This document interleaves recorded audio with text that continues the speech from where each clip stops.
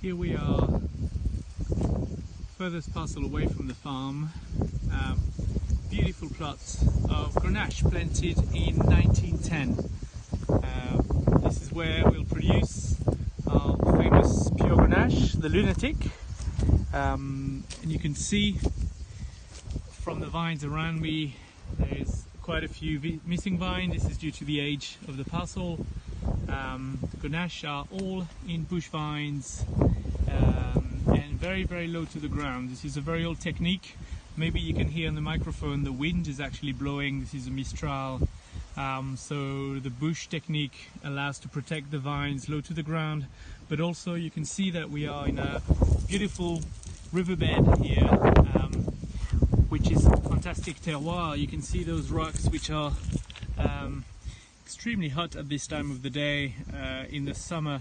These have a very important job to do. They will ensure the maturity of the grapes. They will carry on radiating heat during the night, and to produce Grenache of top quality you need over maturity. So these are very important to ensure optimate ripeness.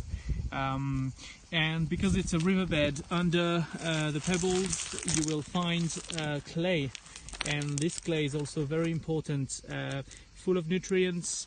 Clay will act like a sponge, so the very little rain that we get at this time of the year, the clay will store it and give it back to the plant very progressively. Beautiful grannies, very low yield. You saw on the picture here on camera. So the bunches are very small but incredible concentration. The yield from this parcel is 8 hectoliters per hectare on a very good year. To give you an idea, this will allow us to make about 1,200 bottles on a good year. Legally, my appellation will allow me to make 1,200, so we make 1,200, we allow 12,000. Imagine if I was in a prestigious appellation like Châteauneuf-du-Pape, I would be allowed to make 5,000 bottles. So these vines are hardly producing, but extremely concentrated in qualitative juice. So recording this video at the end of July, we can see that the grapes, black Grenache, have started turning color. This is what we call the veraison, but you can see that not all of them have yet turned. I have some behind me that are still completely green. This is to show that Grenache is a very late ripener, and it would take a long time before harvest is ready. Despite nature being about 10 days early, we would expect to pick those in the early October, where the Grenache is at its full maturity. As you know, it's 100% Grenache. This means that the grape will be harvested at full maturity. Potential alcohol pretty high. This is the result of late harvest, but fantastic concentration and complexity. Because of the power of the potential of the juice, we will try and handle the fruit as gently as possible.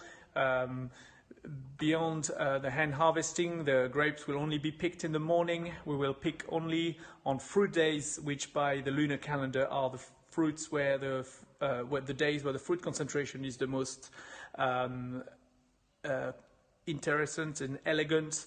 And in the winery, we decide to only handle things by gravity, just to protect the juice as much as possible. So the first step will be to crush the fruits by fruits, like it used to be done in the old days, crushing very cold berries, because we only pick in the morning. We don't keep the grapes in the vineyard during harvesting. They go back straight away to the winery, and after the crushing, then the maceration process will start. The first step will be done in a barrel, but standing up barrel like you can see now. We will remove the top of the barrel and put the grapes whole in there for 1 month fermentation. We choose small barrel to avoid early oxidation and preserve the freshness of the juice. Following the 1 month process, if we are happy with the wine, we will press with a very old school mechanical press, gravity feeding the juice down. This is such a small level of production that we can afford to do it the old way. And the juice will, just as I am, by gravity, flow all the way back down to the winery and come and fill up these big barrels, 600-liter barrels, which we call demi-muit. They are much bigger than the classic barrel. I don't know if you can see the difference here. We have about 5 of them, 6 of them. 2 of them represent the whole production for 1 year. So all the process that I described earlier on brings us to the bottle, and there is actually a lot of similarities between the wine you will taste in the bottle, its evolution over a period of a few hours to a few days, to the actual aging cycle that we have chosen for this wine. I explained we use demi-muit for an aging period of 3 years. The reason behind the 3 years is that the first year aging is going to bring you a very rich, generous, jammy wine, probably lacking a little bit of complexity, so we wait for another 2 years. The second year, the tannins, the sheer force of the wine is going to reveal itself.